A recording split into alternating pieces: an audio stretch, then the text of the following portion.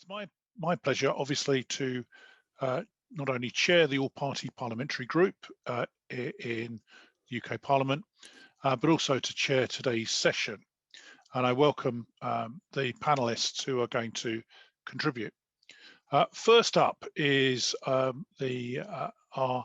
ambassador in the UK from Romania, Dan Mihalache, and I hand over to him for the introductory remarks.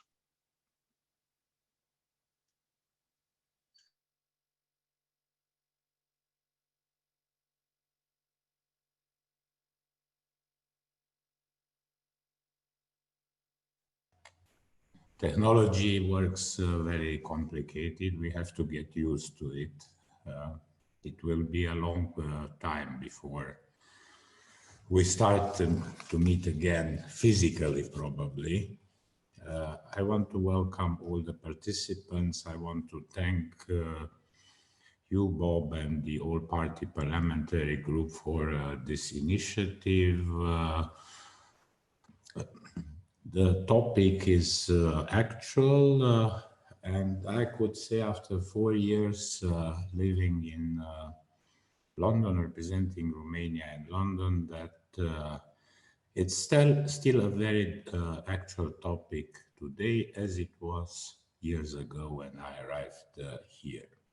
But if we draw a line after so many years, we can see that in the last decade, we managed to achieve a very high level of cooperation, especially police and judicial cooperation in this area of human trafficking. We have made steps to improve this from year to year in a multilateral format, both within the European Union, and I will get back to this subject, but also on a bilateral basis. I want especially to thank the UK and Romanian law enforcement, because they have the merit of achieving such a level of high cooperation.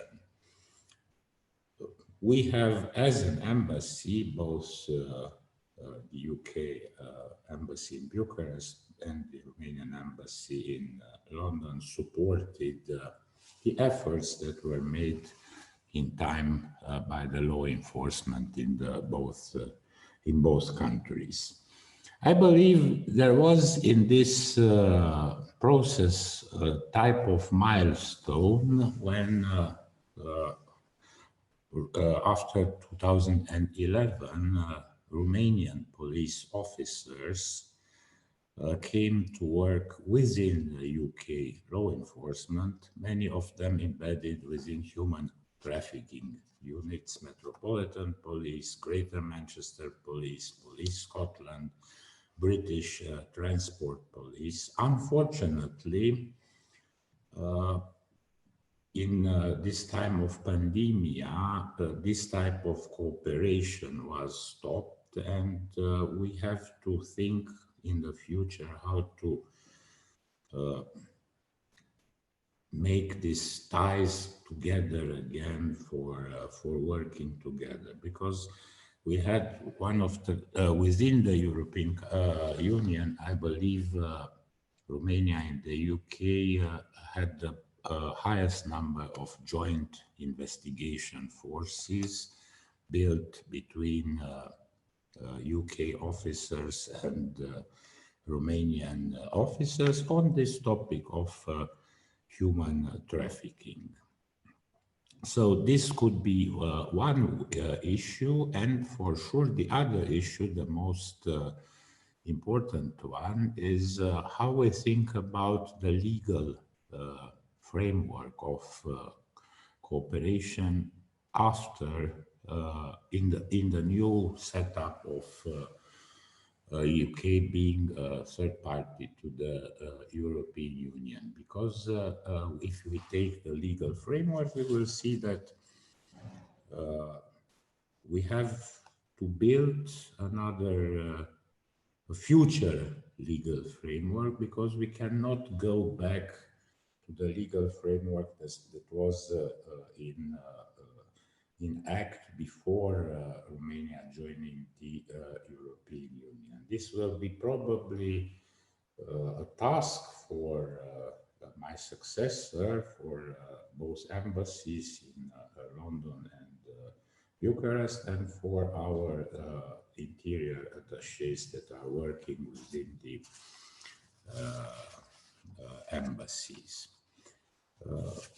So building a legal framework, building practical solutions for the future, and reinventing the good work of joint investigation teams and on the good work of officers being here in various police forces. I believe these are the challenges for the next period of time. Thank you very much, and I congratulate you again for this initiative. Thank you, Bob. Well, thank you, Ambassador. And we know that you've come to the end of your term as Romania's representative in the UK. And I'm sure all of us wish you well in your future career in whatever you are going on to do. Thank you for your friendship, and thank you for the excellent representation of Romania in the UK and for facilitating a variety of events. It's over your period of tenure, which has enabled, I think, the Romanian diaspora in the UK to get much more involved in the UK, contribute to our economy and contribute to our fabric of life. So your successor has a hard job because they've got to take over from you, and we look forward to obviously meeting them in due course. And we will, of course, invite them to a meeting of the All-Party Parliamentary Group in the future. So thank you. We now pass on to having had the Romanian representative in the UK, we now move on to UK representative in Romania, notably His Excellency Andrew Noble, who is the British Ambassador in Bucharest.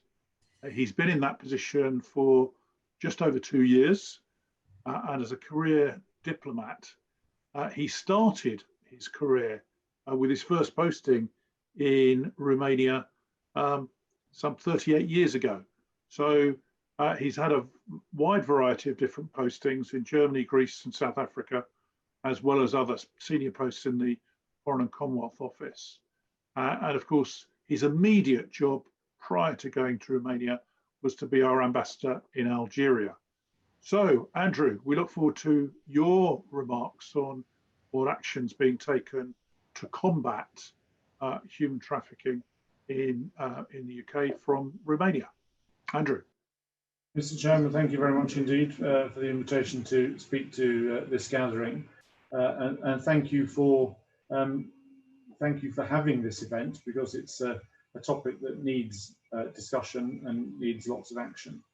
I'm delighted to follow my good friend Dan, Ambassador Mihalache, in London, and I could have said everything that he has said with the same warmth and the same thanks to our joint law enforcement colleagues who have been doing sterling work for many years.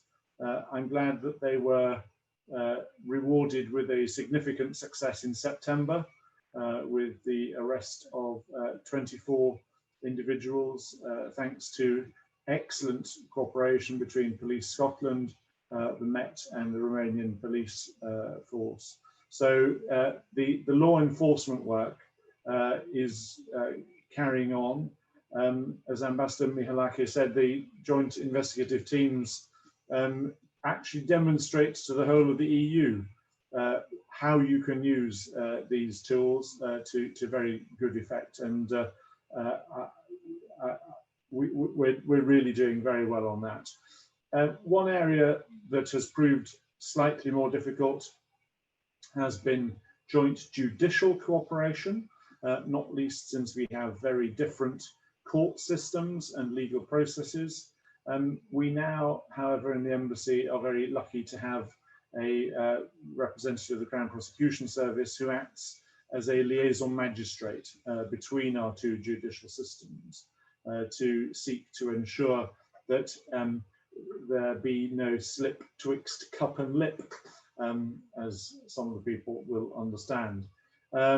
That's already working very well and is throwing up lots of different areas where the UK and Romanian authorities can cooperate, and we're getting lots of requests from the Romanian Justice Ministry through that channel. So that's very helpful indeed. As you know, regrettably, Romanian individuals feature very prominently within the British national referral mechanism, and we are looking at why that should be the case. Why is it that there are more Romanians than all other Central and Eastern Europeans collectively in the last year for which we had figures?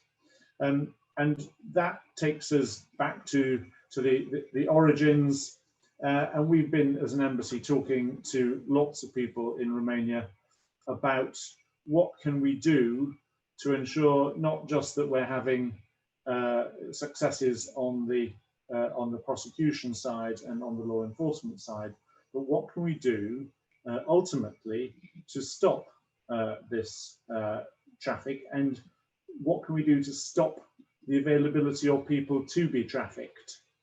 And that's an area which takes us necessarily into close dialogue with many NGOs and increasingly with the government.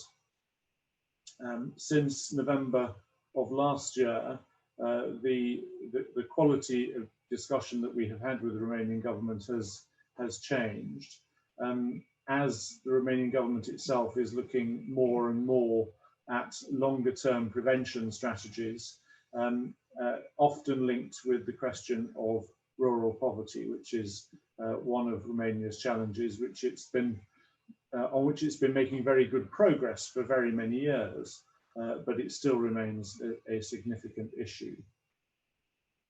The ministers of Interior and Labour and Justice are all very active on this front, and even though the Romanian government is in something of a caretaker capacity, since it does not unfortunately have a parliamentary majority to back up its executive role, it is doing lots of work to prepare the ground for important steps to tackle the availability of people to be trafficked.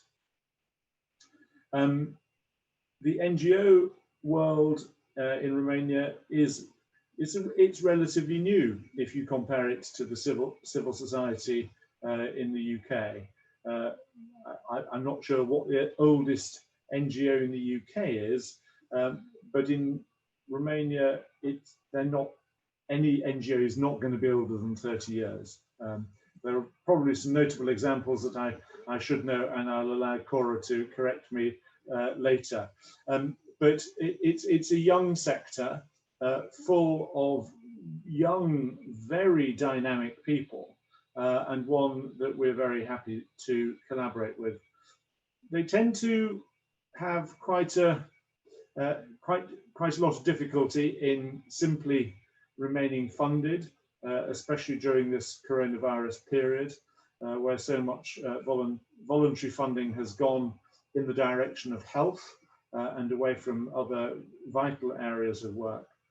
And one of the things NGOs in Romania haven't always done a lot of is talk to each other.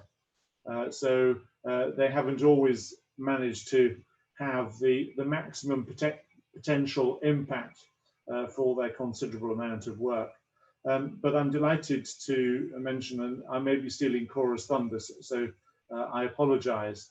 But last week was a very good step forward when 15 NGOs, all working in this area, came together in a coalition, which I think is a huge step forward, actually, in improving the context for a very wide attempt to tackle the question of human exploitation. The NGOs in this coalition, I believe, will be a much easier group for the government to work with. And we have been, as an embassy, very active in seeking to increase the dialogue between NGOs and the government. Because, I mean, I can remember when the British government decided that NGOs ought to be part of policy formulation and delivery. And I can remember as a civil servant at the time thinking, gosh, this is a bit odd. Is this what we should be doing? And Romania really is at that stage of its development, I think. And so the task force is a very good development, which will help the government tackle many of these issues. As an embassy, we do the occasional small bit of training with the programme funds that we have available. I think one of the most useful things we've been doing recently is training Orthodox priests, because in many villages, the Orthodox priest is the best person to help young men and women resist the blandishments of the traffickers, and they're also the best people who can help resettle them. So we, together with Eliberare, have been training Orthodox priests. We've also been doing training for Romanian social workers to provide a trauma-informed care response to people who are returned from experience of being trafficked. I'm delighted to say that the Labour Ministry has now taken on the type of training that we had originated with our partners, and that is now being put into the compulsory learning package for all child protection social workers in Romania. So that's that gives me a bit of encouragement that what we're doing actually really does fit the bill and can contribute to longer term solutions. The challenges remain. I was talking 2 weeks ago to the Education Minister about rural education, which is widely perceived by many of my interlocutors to be an issue that needs radical treatment. The availability of health services is also important. The Labour Minister, who I've mentioned, has been with us a couple of times in this House, as we have both increased the intra-NGO dialogue, but she was also here for a major event we had on Roma inclusion during the summer. So I think there's a lot to be done. There are a lot of requests coming to us from Romanian partner organisations, and we do our best to respond constructively to them. If I may do one very small advert for next year, an event which I think is very relevant to our present discussion. There's going to be an anniversary, and who doesn't love an anniversary? And it's one with a 5 at the end of it. So the fact that it's a not very round number of 155 isn't going to deter us. But it is the 155th anniversary of the abolition of the last publicly organised slavery in Europe. 1865 saw the liberation of the serfs in Russia, as many of us will remember from GCSE history. A year later than the Russian serfs, the Roma were released from slavery in the then Romania. And the release of Roma from slavery is not very well known about. In fact, the slavery that they were in was not very well known about. But it also gives us a very big opportunity to address what Roma organizations here would describe as a twin agenda. One is to address the recognition and inclusion of Roma and their ethnicity and their values and their contribution to society. The other is to tackle the poverty that many of the Roma suffer from, but that they are very clear to point out that poverty is not in itself a Roma issue, because there are many non-Roma Romanians who also suffer that degree of poverty. And I think that is one of the things that we see reflected in the sociology of trafficked individuals and groups. And so with an anniversary to help us recruit for this agenda, we will be continuing the work on combating all forms of human exploitation into the new year and beyond. Thank you very much. Well, thank you, Andrew, for that reminder of the various different anniversaries that are coming up, and indeed how they affect the Roma and indeed the Romanian diaspora in the UK, and also our excellent relations with our Romanian friends.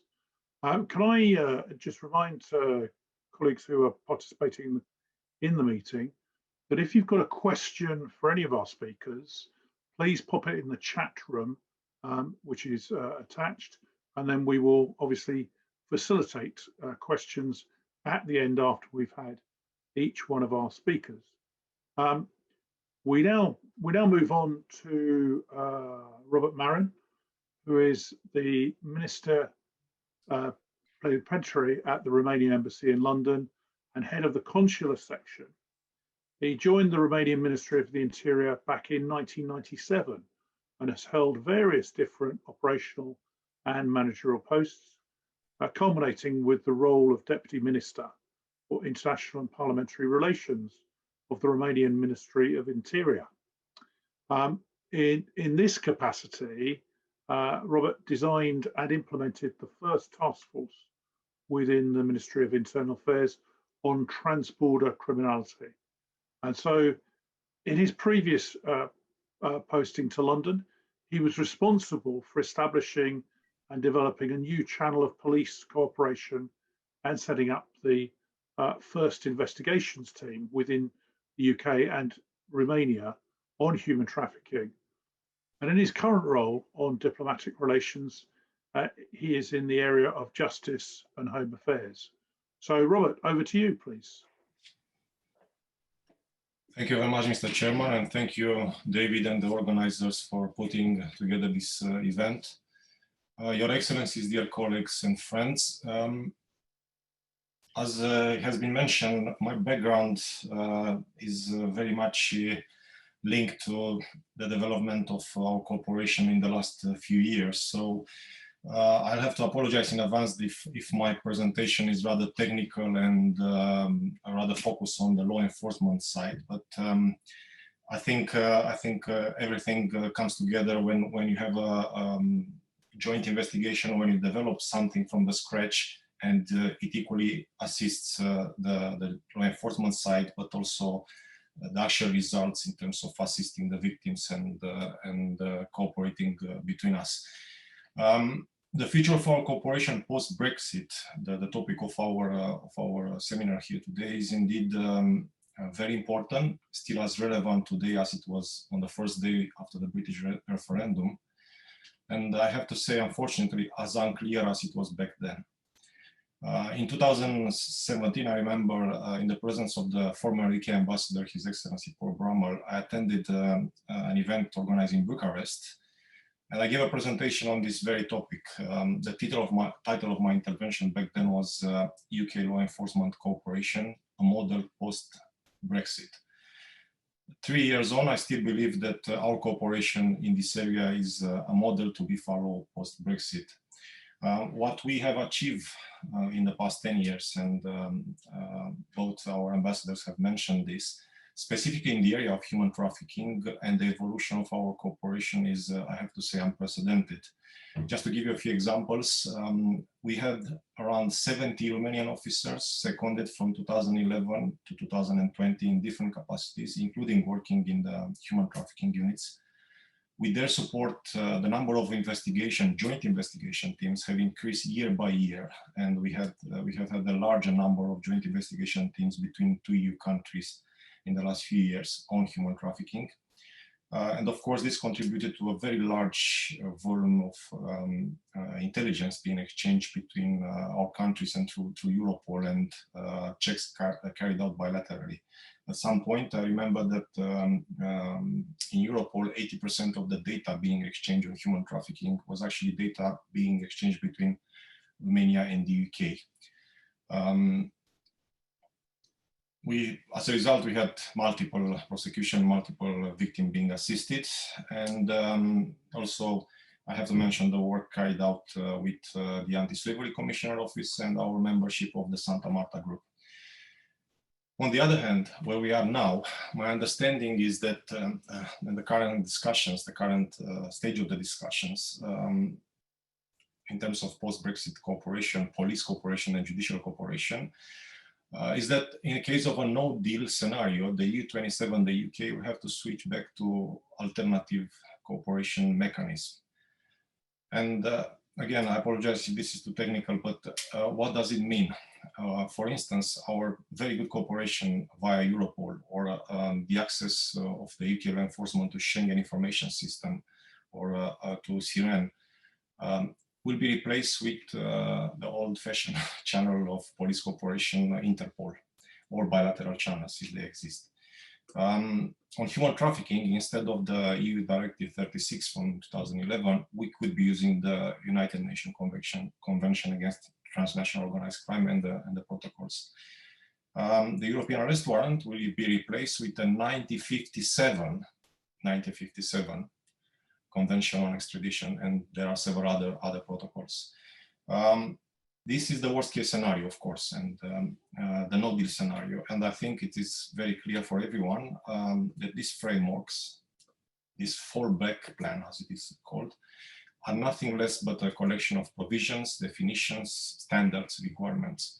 They do not provide for the actual practical cooperation that we have had so far, or if they provide, like Interpol, what they offer is a very dated system.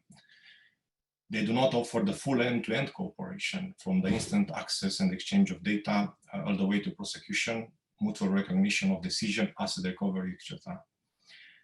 If the UK and the EU wish to maintain similar level of cooperation, there has to be alternative arrangements. However, even if we don't end up in this worst case scenario, fingers crossed, other results of the negotiations, although they might feel politically acceptable, and I'll give an example. Second-tier membership of UK to the Europol. This is one of the options. Similar with the arrangements that Europol has with the US and Denmark. This might feel politically acceptable. In practical terms, they will make our cooperation in this area, and the area of organized crime, human trafficking included, much more difficult. As my ambassador alluded to, bilaterally, unfortunately, we do not see a better picture unfolding. Again, our understanding is that the only instrument for cooperation on organized crime, the bilateral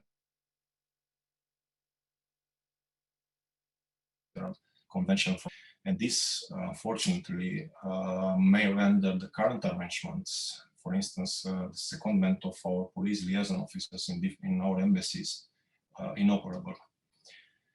These are difficult times for us. The current health crisis has already changed our ability and the way we cooperate. As Mr. Mihalache mentioned, we had, up to the beginning of this year, we had Romanian police officers working in London and other police forces alongside their colleagues, their British colleagues. They had to go back home, unfortunately, because of COVID. If you overlap this on top of the Brexit possible effects, you will see that the landscape of organized crime is about to change again. And the current context, COVID and also Brexit, could actually amplify the risk and vulnerabilities. To give you a few examples, we used to have a large presence of Romanian nationals, Romanian victims in car wash facilities. This, because of COVID, obviously, has been reduced. But we can see it already being replaced in by other areas, for instance, by exploitation in the delivery couriers area. Another example of the way that things will evolve is the implementation of the EU settlement scheme. I could only mention the lack of physical documents for EU nationals obtaining the settled and pre-settled status. This could actually contribute to increasing dependency of the victims, of their exploiters. And this is not me saying this, is the actual Gangmaster and Labor Abuse Authority. The limits on immigration, especially on low skilled workers under the new point-based system following Brexit, could also fuel human smuggling and trafficking. However, I think we should also try to see this as a potential opportunity in terms of closer bilateral cooperation. The lack of, the temporary, hopefully, lack of EU judicial and police cooperation framework should not preclude us from direct interaction on bilateral basis. We have devised, as has been mentioned throughout the last years, innovative projects and ideas meant to address and overcome the impact of new and emerging forms of criminality. And some of these projects that we developed were not covered by the EU framework at that point. We use the EU framework. We use money from Brussels to finance these projects, but they were not covered at that point by the EU framework. That's why I think that there should be a new bilateral agreement between UK and Romania, particularly in human trafficking. And this is first of all to provide a straightforward and structured intelligence sharing. It is also, this agreement is also necessary for us to work towards a common understanding of the problem through joint standards of identification and strategic assessment. And I still believe that it's necessary to work jointly towards identifying and matching those areas of origin and exploitation in the two jurisdictions. And of course, by doing this, targeting our prevention and enforcement efforts. You might actually recognize, some of you, I don't know, especially Cora, for instance, some of these measures from the proposed Romanian-UK strategy on modern slavery. It was proposed in 2016, actually. And I still believe that still measures and the rest of them under the 4P, prevent, pursue, and so on, are still very actual today and could represent that draft, which is still there, I think, is still on the table of the Romanian government and British government. This could represent a starting point in devising a new partnership between Romania and the UK in this area.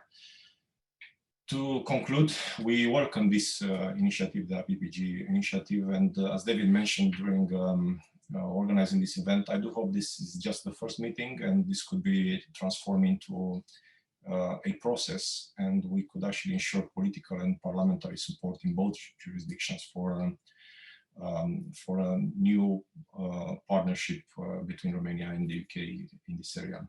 Thank you very much.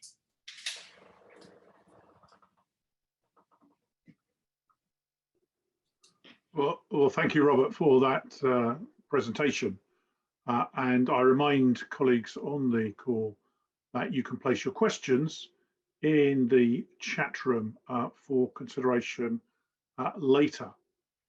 We now move on to Tamara Barnett, who is Head of Operations at the Human Trafficking Foundation, which brings together parliamentarians, NGOs, local authorities, law enforcement, academics, and other experts throughout the anti-trafficking and modern slavery sector. She's had overall responsibility for the delivery of the Human Trafficking Foundation's campaign, to facilitate positive policy changes to better prevent slavery and support survivors. Tamara has previously worked in Parliament, led a research unit at a leading think tank, and was operations manager at Catch 21, an NGO engaging teenagers in politics.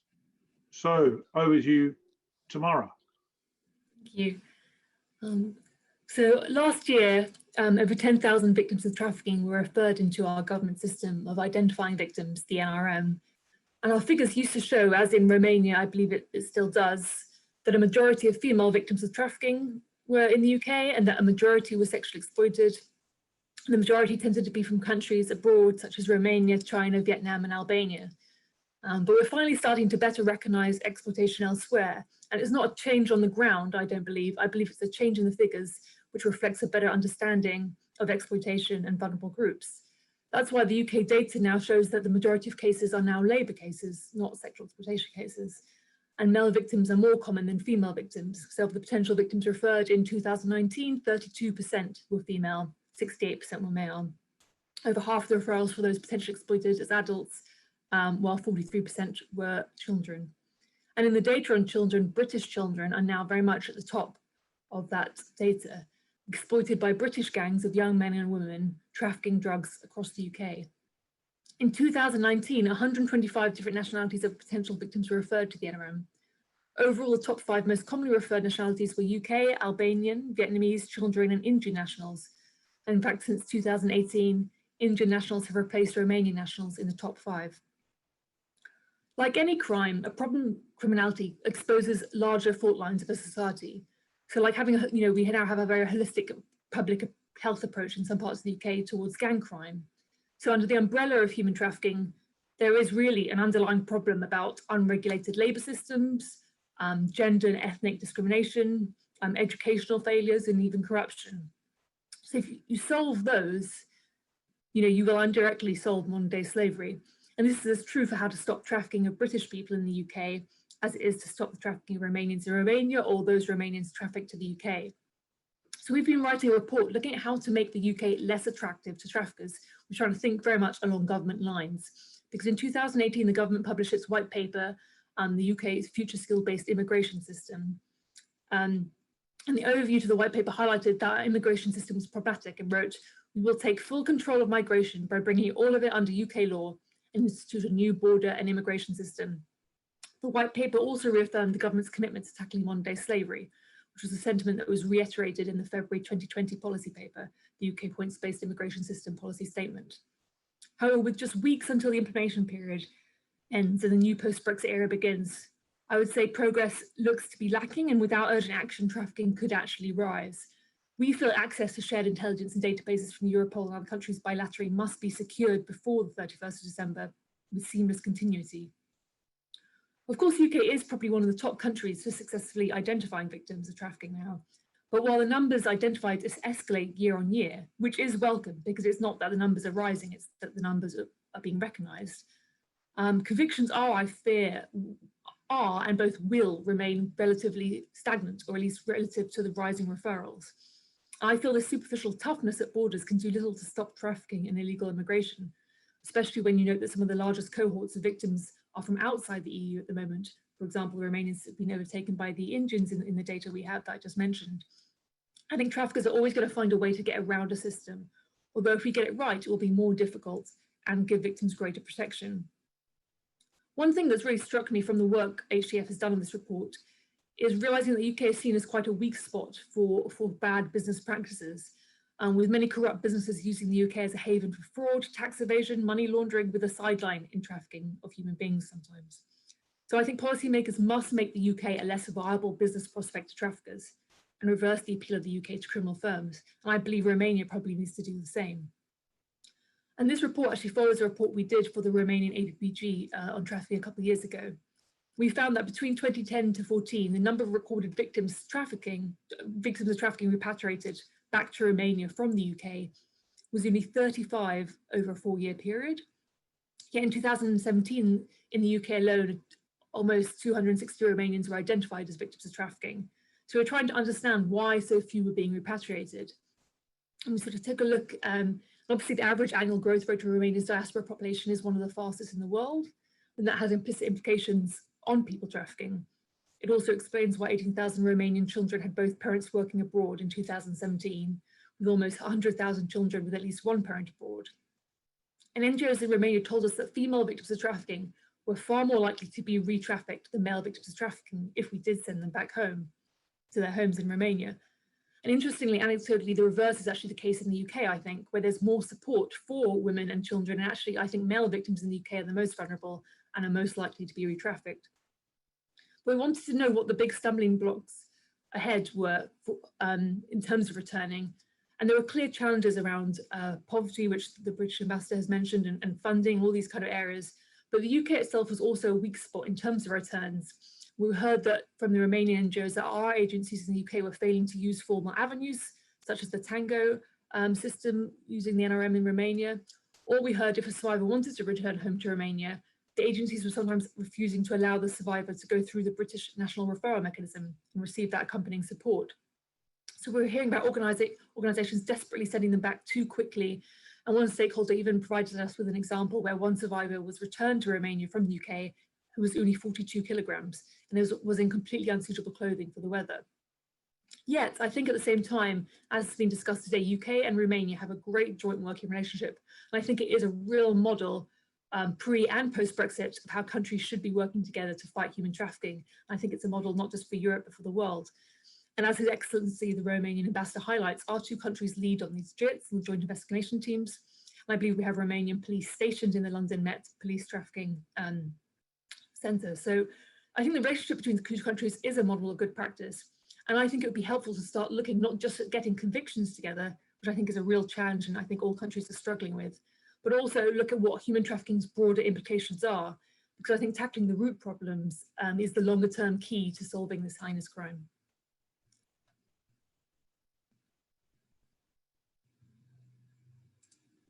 Thank you.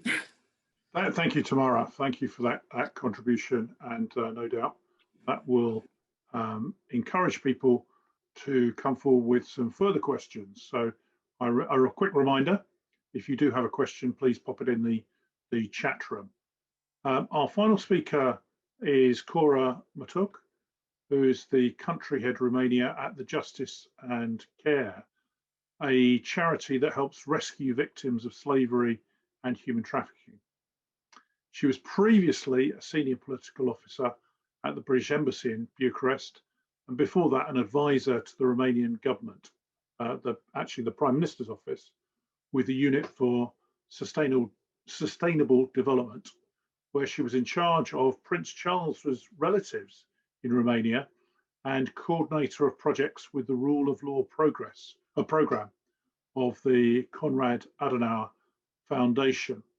Earlier this month, she was awarded an M.V.O in Her Majesty the Queen's Birthday Honours List for distinguished personal service to the British royal family. So we are deeply honoured, Cora, to hear from you. Thank you for this introduction, and good afternoon to all the speakers and those who are watching us. It's tiring to hear all that about oneself, and I hope it's not as tiring for all those watching. Yes, after a decade of work in the British Embassy leading on the modern slavery and migration dossier, I moved back to the other side because I started in the civil society, and I'm happy to represent the first Romanian British NGO setting up in Romania on the issue of modern slavery, which is huge. When I started my work in the British Embassy 10 years ago, I knew nothing of modern slavery. I must say that ignorance is bliss, because the more I know about it, the more daunting the task of doing something about it appears. But in the words of Martin Luther King, I think, and I really do think, that those who want peace must organize themselves as well as those who want war. And I think we have a window of opportunity right now to come together, both in the light of COVID, which is going to enhance a lot of the issues around modern slavery, and in light of the fact that for the second year in a row, Romania is tier 2 watch list in the Trafficking in Persons report issued by the Department of State. And I think that was a loud alarm bell that was heard by the Romanian authorities and by everybody. And I think there is more willingness to come together. I'll not go again into the background of what are the things that need to be remembered about human trafficking in Romania. It's a major source country. It has, the Romanian diaspora is the 5th largest in the world in relation to the total domestic population of the country.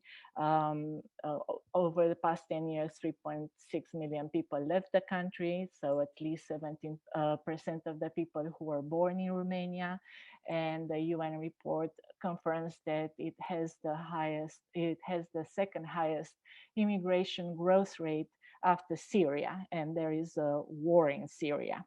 There are around 450,000, I'm not sure if the number is still accurate, Romanians in the UK. Of course, most of them contributing to the British economy, but some of them at risk. And I think the cause of the human trafficking is, just like Ambassador Noble said, poverty. You will find that in World Bank reports or UNICEF reports, they all confirm the existence of a major Romanian underclass with very little prospect of lifting themselves. 45% of the Romanian population lives in the countryside. Rural areas are quite undeveloped, so poverty is more likely to be found there, and illiterate poverty without any, Romanian political party or politician making this an issue or a priority. You have 1 million Romanians living on under $2 per day. And according to UNICEF, 42% of the Romanian children live in poverty or are at the risk of exclusion. So this gives a bit of a background, and combined, with bad governance, a lot of political dynamism. I don't know how to say it, but we've had 4 prime ministers and 100 cabinet and high-level officials change during the past 4 years. That makes it quite difficult for any NGO or for any embassy to keep the issue on the agenda of the decision makers and on the high-level influencers in the government. So we hope that with the new elections, we will have a 4-year-long government that is going to focus on the issue. And justice and care is at the intersection of systemic change and direct casework. What we would like to see, and it's good to dream big, is modern slavery not being acceptable, because the narrative at the moment is that somehow it is what it is, and it shouldn't be placed in that tray. I think modern slavery is not what is. Modern slavery is abhorrent and shouldn't be around us, and it shouldn't exist. And we should all fight for that decent society that does not accept it. And we'd like to change this narrative, and we would also like to implement some of the programs that have been very successful in the UK. One of them is that of Victim Navigator. It was recently awarded the Third Sector Award for the breakthrough program of the year. And we hope to implement that next year together with the Anti-Trafficking Agency, where we've found a lot of openness to piloting it in Romania, and possibly with Bucharest police. And Justice and Care will provide a fully funded and dedicated victim navigator to be used as a resource in the prevent, protect and pursue activities in Romania, and to act as a bridge between the identified victims of modern slavery and police efforts to bring exploiters to justice. This has been very successful for the past year, 2 years in the UK, where Justice and Care had 5 or more victim navigators embedded with different police forces around the UK, and they have proven to be a very useful resource.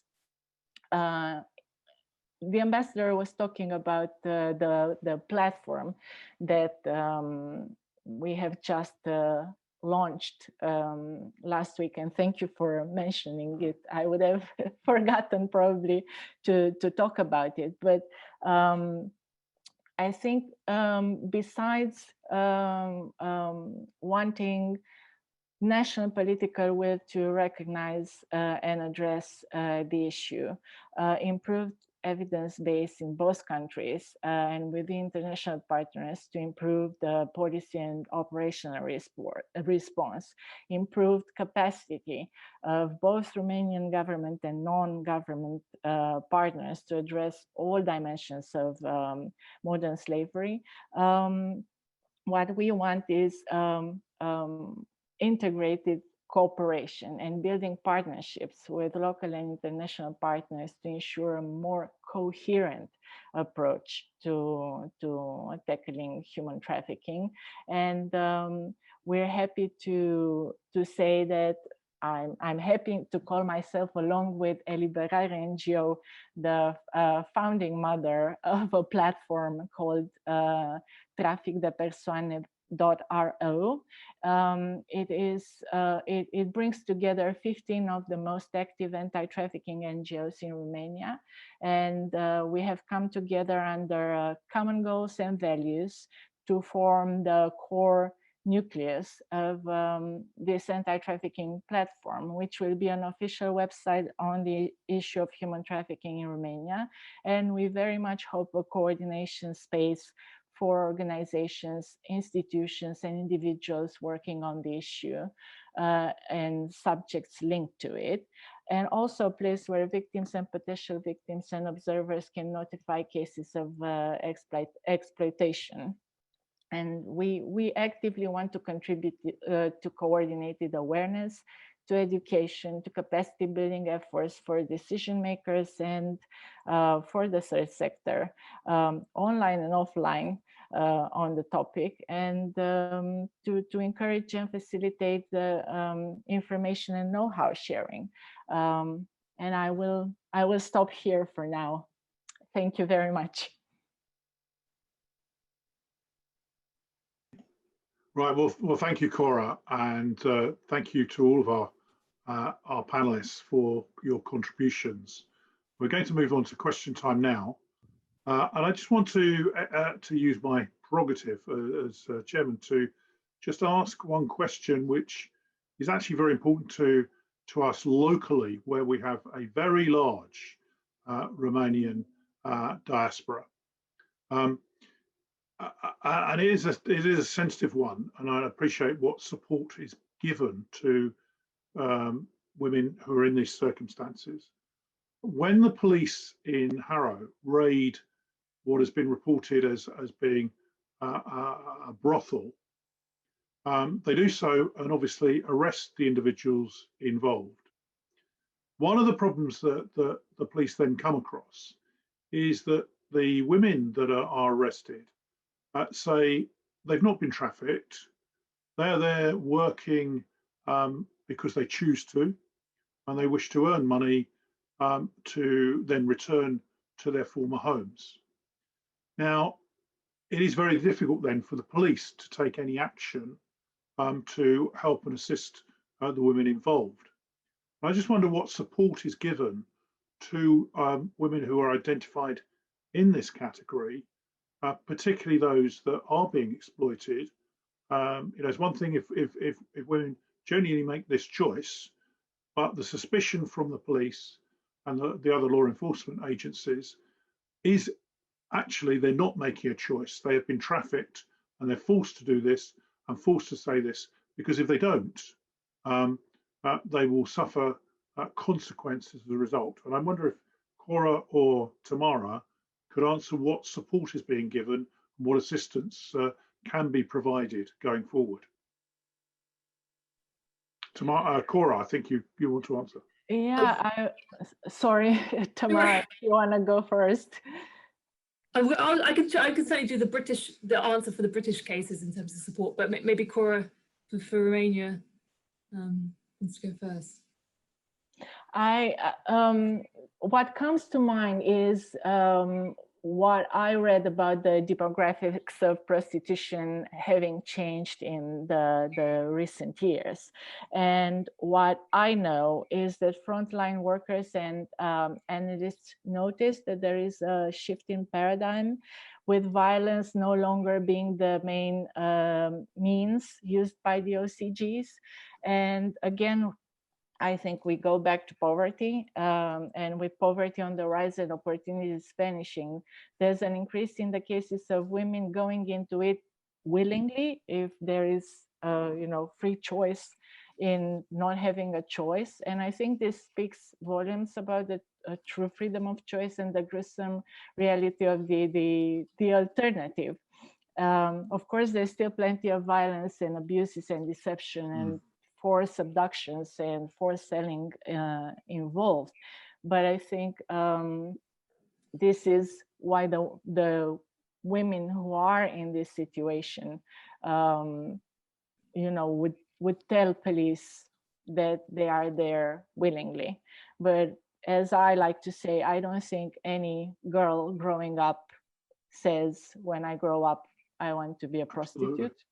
So I don't know how one can approach this, but definitely these are the causes around them saying that.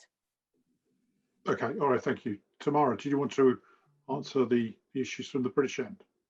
Sure, yeah, because we've actually used in Harrow, so certainly Human Trafficking Foundation, we work with all the councils across London. And this is one of the challenges, that we've worked with them closely and they've started to identify far more cases, and then they're coming back to us saying, okay, we've done this great proactive raid on a car wash or a brothel and no one wanted to come forward.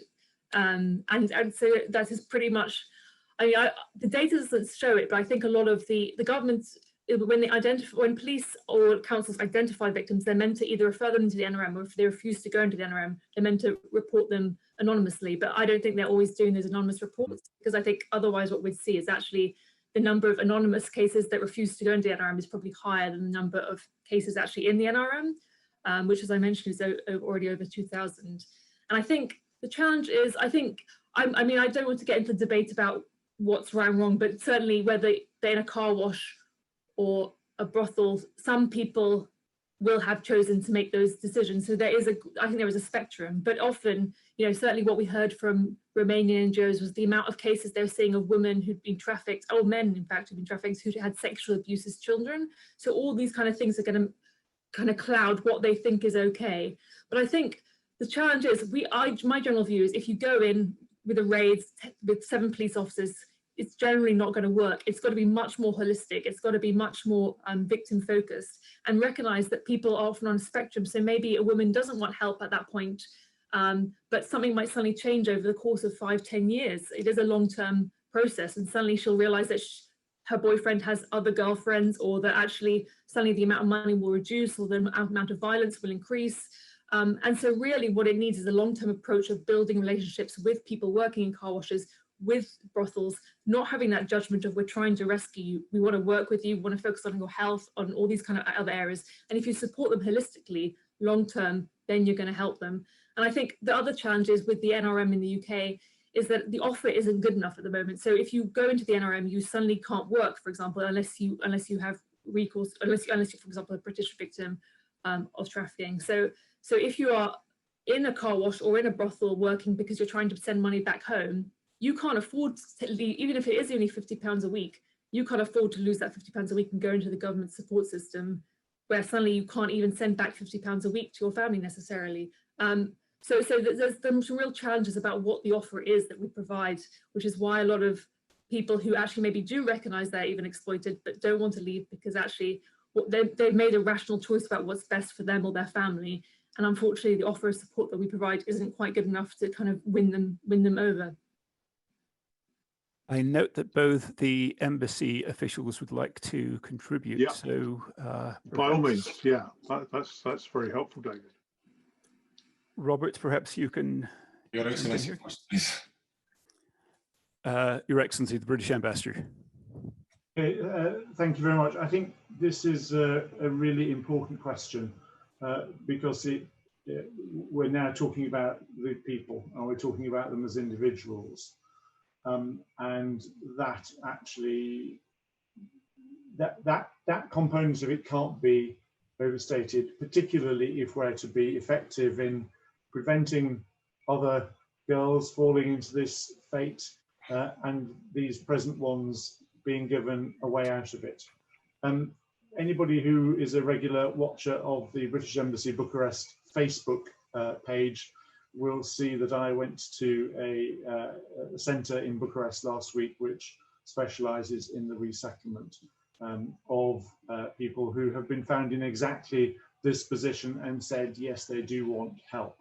I think they're the lucky ones in getting the support that they're getting from Open Door, but facilities such as that are very small, precariously funded, and the job that they need to do in helping somebody probably for the first time not be vulnerable. And I think looking at the, how did that girl get into that position in the first place? Well, the vulnerability that she suffered in her local community fundamentally what led to it. The community having relatively few alternatives to offer. And if the only alternative is to go back straight into that community, then the recidivism that is often reported will get her again. So, life in Harrow may be terrible, but it might not be the worst option. So let's look at the individual fate, and I think we really do need to look at how reteaching people the life skills that they need in order not to be vulnerable to people who are often very close to them. It may well, what I was hearing last week is that the people who get girls into this position include boyfriends, husbands, and fathers, and in one case, a son. So it's a major, major topic. Thank you. Robert.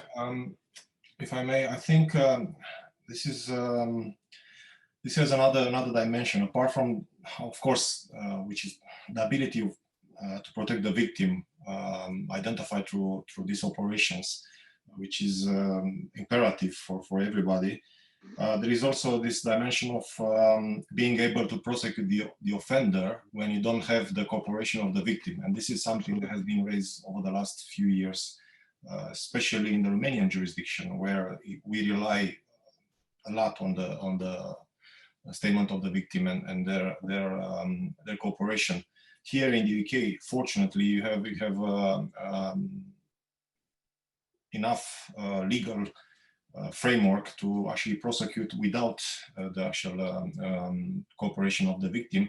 And this calls actually for the preparation and, as Tamara mentioned, not going in a raid with 7 police officers, just raid a car washing facility or a brothel and then ask questions about what you're going to do with the victim. I'm calling for preparation of these operations, for trying to understand exactly culturally, but also working with the Romanian authorities to somehow identify what is happening at the other end, and somehow within this joint operation tackling both ends, investigative, but also in terms of protection of the victim. So it's just, I've seen numerous, I attended numerous operations, not only in brothels, but also, I don't know, in factories and so on, where our nationals would not recognize themselves as being victims of human trafficking. They will say, I'm better off here. I don't want to go back to Romania, unless they are able to see what we can offer here in the UK and in Romania. Unless they are convinced that we can actually support them, they will not cooperate, and the investigation will fall apart. And I'm not very happy, to say the least, when I see a large number of victims being rescued in a press release.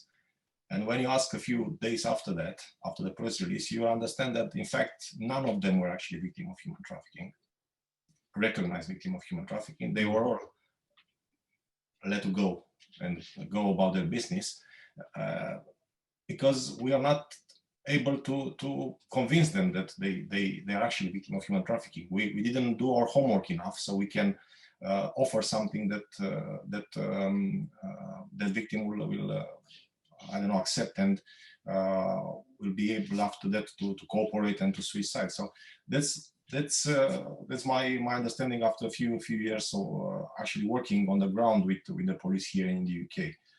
We need to prepare this operation. Just going there with I don't know, uniform police and I don't know, some officials from the NGOs is not going to make a difference unless we are able to see both ends and to tackle both ends and to be able to prosecute at the end of the day. I mean, if you just go there and arrest somebody and release them the second day, and I don't know, perhaps just deport them to Romania in a few months' time, it's not going to change the whole picture. Thank you. Okay, well, thank you, Robert. Thank you all the panelists for answering that question. David, I think Cora wanted to come in quickly here. Oh, sorry. Just quickly to say that building trust is difficult in general, but building trust with Romanians is even more so. And I would say that Romania is a low trust society for various reasons, and especially in relation to the authorities. So we don't see authorities as our servants there to serve and protect. And I think that has something to do with it. And this is where I hear from my colleagues in London that victim navigators alongside the police can help. We've had some success cases with rescued victims who wouldn't want to, enter the NRM, and 8 months after, with the help of a victim navigator, they decided to testify. So it can be a model that could help. Thank you. Thank you. We are running long, but if the panelists don't mind, I do have a couple of quick questions that I might put to the group. Prior to that, let me just quickly update on the number that Cora provided. The British Ambassador notes that more than 600,000 Romanians are now registered in the UK via the settlement scheme, up considerably from the 450,000 that we once believed were here. So that's a great testament to the attraction that the UK offers, but also the hardworking ethos of the Romanian people that want to come here. If I can then just quickly paraphrase 3 questions. So Catalina Făcută, a Romanian postgraduate student in the UK, asks to what extent residual challenges with political culture, including corruption, are an impediment to Romania's fight against all forms of human exploitation. We have a comment from Ian Tilling, who is the founder and president of Casa Oana, a domestic violence charity in Romania. He notes that human trafficking is happening between Romania and the UK, but there are documented cases of vulnerable people, particularly women, being trafficked into Romania. What efforts are there to warn vulnerable people in third countries of this situation? And lastly, Salea Akhtar, a university student, asks, how would we get more people, especially young people, aware of human exploitation? I don't know who wants to take on any of those 3 points. Tamara. On mute. So firstly, in terms of the question about corruption, because I did touch on that as one of the drivers that I think is critical to often the countries where there is a lot of human trafficking or countries of origin.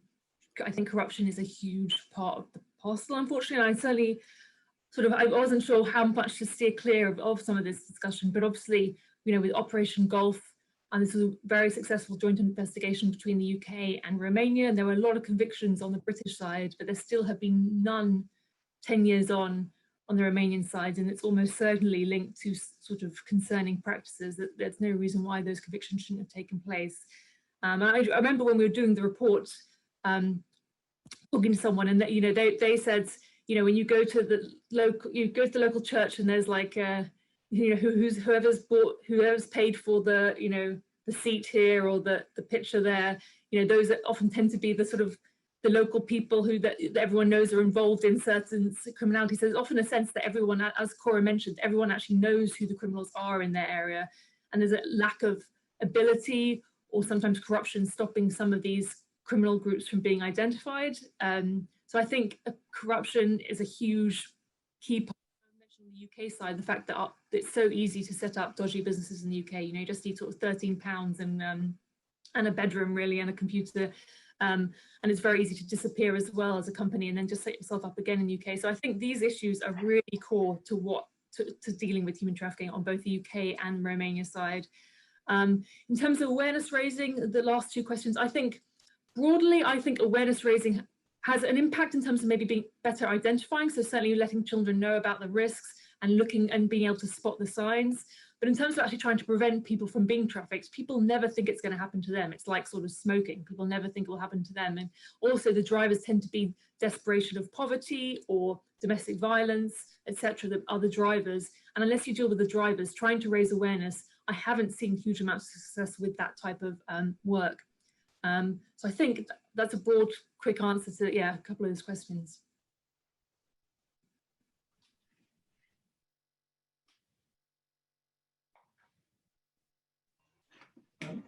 I mean, I think what Tamara just said is absolutely right.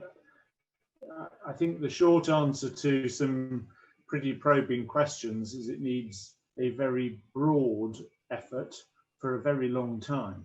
I think questions of culture and making people aware of the risks that they're running really is going to require a big national dialogue in the countries from which trafficked individuals originate, and we will never get everybody.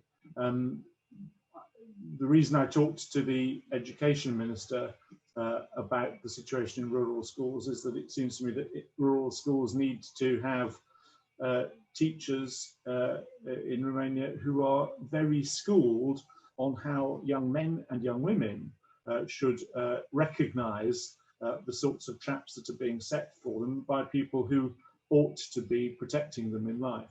And I think when you get the sort of perspective that I got at Open Door yesterday about the closeness to the victims of the people who got them into trafficking in the first place, you realise that you're looking at really very difficult questions that go to the heart of Romanian families, not just in Romania. I mean, you know, it applies also in the UK and clearly in India and Vietnam and other places as well. It's not a Romanian issue, but it's a very, very sensitive one, requiring an all of public life approach from NGOs, institutions, schools, health services. And that's the sort of thing I think that the Romanian government, this Romanian government understands. And we are finding a lot of resonance about these issues at a political level. And one of the things we're doing as an embassy is encouraging that very positive trend as people think about big solutions to vast problems. Thank you. Robert Marin, Embassy of Romania. Thank you very much, Mr. Chairman. Just wanted to comment on the first question about corruption. And again, from a personal and operational perspective, I have to say that at least in our cooperation with the British police here in the UK, I think we managed to overcome this issue and the lack of trust which came from the belief that Romanian authorities are corrupted as such. This was the initial welcome that we received back in 2007 and so on. But over the years, what we managed to achieve is and as you can see, this joint investigation team, the fact that we had Romanian police officers working in the actual police station, in the actual police unit, I think they showed that the trust was there. So at least the police has trusted us to work with them alongside, and we've seen the results. And the Operation Golf, I keep on hearing about this. And I have to say, I was there when the operation started. I was there in 2005 when the two British police officers, Bernie Gravet and Colin Carswell, started this operation. I have my own view on this, and I will share it with you particularly, but I have to say, this is not due to Romanian justice system corruption. This is due to the way we collected evidence in the first place.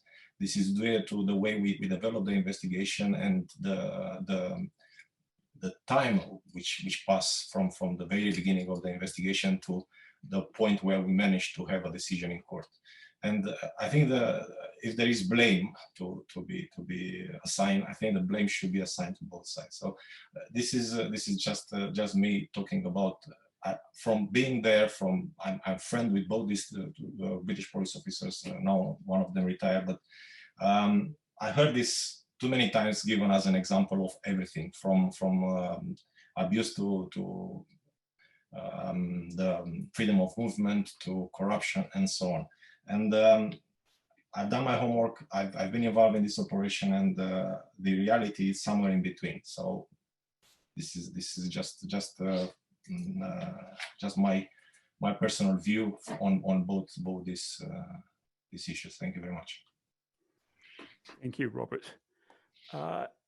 Unless anyone else has any further contributions to make, I think Cora wants to come in. Okay, Cora. I'll be quick. Of course, corruption is intimately connected to the fight against human trafficking, but compared to trafficking, I think corruption is now on the public agenda and has been for at least 5 years, if not more. We've had huge rallies in Romania, 1 million people in the streets of Bucharest, not asking for a raise in salaries, but rallying against corruption. And I think that was inspirational for everybody. And I would love to see the topic of human trafficking getting as much attention and staying on the public agenda and as a topic that is not acceptable anymore. Because 10 years ago, corruption was a fact of life. It was, again, it is what it is, tray. We are a culture of bakshish, and we are doomed to remain so. And nowadays, it's no longer. And I would like that for human trafficking as well. And speaking of trust, I think somebody said, the only way to trust somebody, to know if you can trust somebody, is to trust somebody. And I think police cooperation between UK and Romania showed this to be true, and that's why it's so successful. On that note, let me hand it back briefly to Bob Blackman to close the event. We are running over time, but thank you from APPG Secretariat to all those that have contributed. Okay, well, thank you, David, and thank you for conducting the Q&A. I'd like to thank all the panelists for giving us their views and answering the detailed questions that we've asked. And equally, thank all of you for attending this session. I hope you found it useful. If you have found it useful, then please watch out for our future events and come back and join us.